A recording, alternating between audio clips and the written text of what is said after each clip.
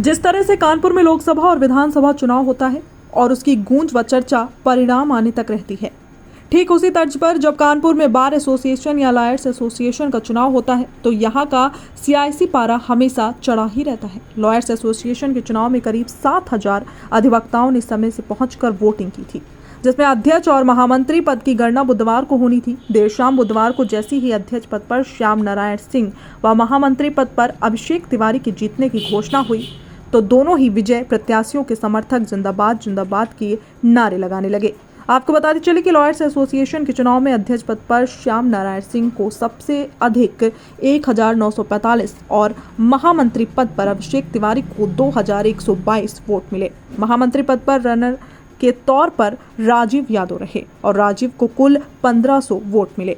इसी तरह अध्यक्ष पद पर रनर के तौर पर अरविंद दीक्षित रहे और अरविंद दीक्षित को कुल 922 वोट मिले। पुलिस सुरक्षा में विजय प्रत्याशियों को देर रात उनके घर भेजा गया। वहीं मीडिया से बात करते हुए नवनिर्वाचित अध्यक्ष श्याम नारायण सिंह ने कहा कि अधिवक्ताओं के बैठने की उचित व्यवस्था की जाएगी और शहर में कहीं भी अधिवक्ता अगर सताया जाता है तो उसके लिए हर स्तर पर लड़ाई लड़ेंगे। उधर नवनिर्वाचित महामंत्री अभिषेक तिवारी ने कहा कि अगर दो अधिवक्ताओं के बीच में विवाद होता है तो उसको बैठकर सुलझाया जाएगा। प्रयास रहेगा कि अधिवक्ता एक दूसरे के खिलाफ मुकदमेबाजी न करें। उन्होंने कहा कि आम जनता और अधिवक्ताओं के लिए पार्किंग की भी उचित व्यवस्था की जाएगी।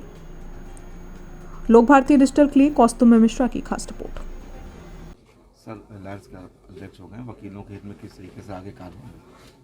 सबसे पहला काम तो मैं ये करूँगा कि अधिवक्ताओं के बैठने की व्यवस्था की जाएगी और सबसे बड़ा काम ये किया जाएगा कि हमारा अधिवक्ता शहर भर के अंदर अगर कहीं सताया जाता है तो उसकी लड़ाई हर स्तर पर लड़ी जाएगी।